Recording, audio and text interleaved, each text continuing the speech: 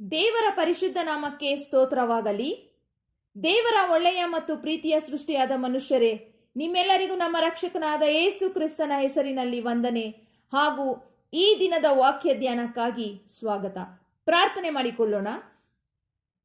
ಪರಿಶುದ್ಧನಾದ ಪರಲೋಕದ ತಂದೆಯೇ, ನಿನ್ನ ಪರಿಶುದ್ಧ ನಾಮಕ್ಕೆ ಸ್ತೋತ್ರವಾಗಲಿ. ಅಪ್ಪ, ಈ ದಿನದ ವಾಕ್ಯ ಧ್ಯಾನದಲ್ಲಿ ನಮ್ಮ ಜೊತೆಯಲ್ಲಿದ್ದು ನಿನ್ನ ಸತ್ಯದ ಆತ್ಮನ ಮೂಲಕ ನಮ್ಮನ್ನು ನಡೆಸಿ, ನಮ್ಮನ್ನು ಎಚ್ಚರಿಸಿ, ಕಾಯ್ದು ಕಾಪಾಡಬೇಕಾಗಿ ಬೇಡಿಕೊಳ್ಳುತ್ತೇವೆ ತಂದೆಯೇ, ಆಮೇನ್. ಕರ್ತನಲ್ಲಿ ಪ್ರಿಯರೇ, ಇಂದು ನಾವು ನಿಜವಾದ ಕ್ರೈಸ್ತರು ಎಂದರೆ ಯಾರು ಈ ವಿಷಯದ ಮೇಲೆ ಧ್ಯಾನ ಮಾಡಲಿಕ್ಕಿದ್ದೇವೆ. ಪ್ರಿಯರೇ, ನಿಜವಾದ ಕ್ರೈಸ್ತರು ಎಂದರೆ ಯೇಸು ಸ್ವಾಮಿ ಪುನರುತ್ಥಾನವಾದ ನಂತರ ಪರಲೋಕಕ್ಕೆ ಏರಿ ಹೋದ ಮೇಲೆ ಆತನಿಗಾಗಿ ಬದುಕಿದ ಆತನ ಶಿಷ್ಯರಂತೆ, ಆ ಅಪೋಸ್ತಲರಂತೆ ಬದುಕುವವರು ನಿಜವಾದ ಕ್ರೈಸ್ತರು. ಅವರೆಲ್ಲರೂ ಯೇಸು ಸ್ವಾಮಿಯನ್ನು, ಆತನ ಪ್ರಾಣ ತ್ಯಾಗವನ್ನು, ಆತನ ಪ್ರೀತಿಯನ್ನು ಬಿಟ್ಟು ದೂರ ಅಗಲಲಿಲ್ಲ.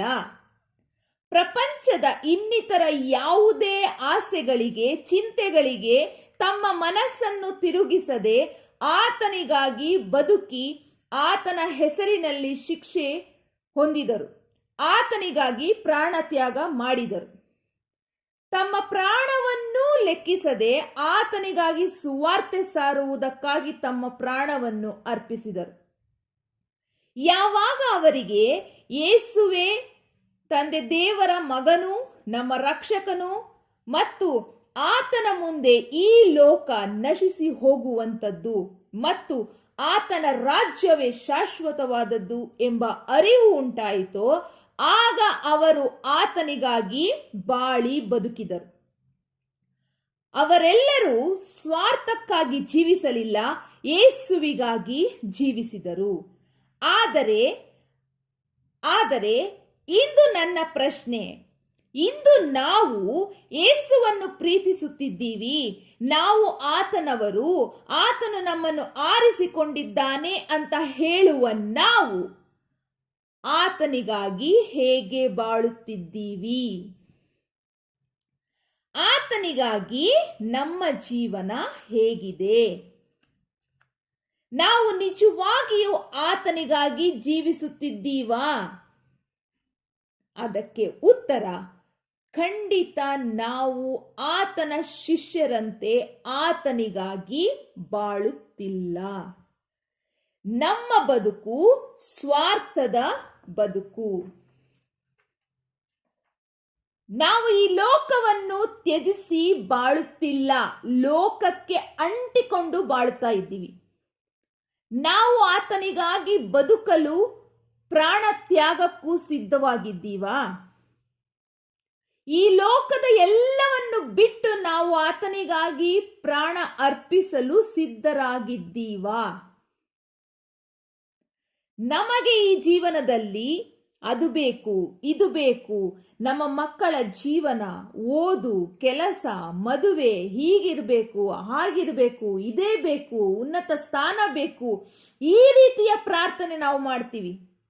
ಆದರೆ ಅಪ್ಪ, ನಾನು, ನನ್ನ ಮನೆಯವರು, ನೀನು ಒಪ್ಪುವ ಮಕ್ಕಳಾಗಿ ಬದುಕಬೇಕು. ನಿಮ್ಮ ಪರಲೋಕ ರಾಜ್ಯವನ್ನು ಸೇರಲು ಸಿದ್ಧರಾಗಲು ನಮ್ಮನ್ನು ನಡೆಸು, ನಮ್ಮನ್ನು ಬಲಪಡಿಸು. ನಿನಗಿಂತ ಮಿಗಿಲಾದದ್ದು ಈ ಲೋಕದಲ್ಲಿ ಯಾವುದೂ ಇಲ್ಲ ಅಂತ ನಾವು ಕೇಳಿದ್ದೀವಾ? ಈ ಲೋಕದ ಅಗತ್ಯತೆಗಳನ್ನು ಪೂರೈಸಿಕೊಳ್ಳಲು ಆತನ ಕೃಪೆ ನಮಗೆ ಬೇಕು. ಆದರೆ ಆತನು ನಮ್ಮಿಂದ ಬಯಸುತ್ತಿರುವ ಜೀವನ ನಾವು ನಿಜವಾಗಿಯೂ ಜೀವಿಸುತ್ತಾ ಇದ್ದೀವಾ? ನಮ್ಮ ಜೀವನ ದೇವರು ಮೆಚ್ಚುವ ಹಾಗೆ ಇದೆಯಾ? ನಾವು ನಡೆಯುತ್ತಾ ಇರೋ ಜೀವನವನ್ನು ದೇವರು ಮೆಚ್ಚುತ್ತಾರಾ? ಈ ರೀತಿಯಾದ ಪ್ರಶ್ನೆ ನಮಗೆ ನಾವೇ ಹಾಕಿಕೊಳ್ಳಬೇಕು. ಯಾಕೆಂದರೆ ನಾವು ಬರೀ ಲೋಕದ ಎದುರು ಕ್ರೈಸ್ತರಾಗಿ ಬಾಳುವುದು ಮುಖ್ಯ ಅಲ್ಲ, ದೇವರ ಎದುರು ಕ್ರೈಸ್ತರಾಗಿ ಬಾಳುವುದು ಮುಖ್ಯ. ದೇವರೇ, ಯೇಸುವೆ, ನನ್ನ ಜೀವನದಲ್ಲಿ ನಾನು ಏನನ್ನು ಪಡೆದುಕೊಂಡರೂ ಸರಿಯೇ, ಏನನ್ನು ಕಳೆದುಕೊಂಡರೂ ಸರಿಯೇ, ನಾನು ನಿನ್ನನ್ನು ಬಿಟ್ಟು ಅಗಲುವುದಿಲ್ಲ. ನನಗೆ ನೀನೇ ಎಲ್ಲ. ಈ ಮಾತು ನಮ್ಮ ಬಾಯಲ್ಲಿ ಬಂದರೆ, ಈ ರೀತಿಯಾದ ಮಾತುಗಳು, ನಂಬಿಕೆ ನಮ್ಮ ಬಾಯಲ್ಲಿ ಬಂದರೆ, ನಮ್ಮ ಮನಸ್ಸಿನಲ್ಲೇ ಇದ್ದರೆ, ಅದು ನಿಜವಾದ ಕ್ರೈಸ್ತರ ಜೀವನ.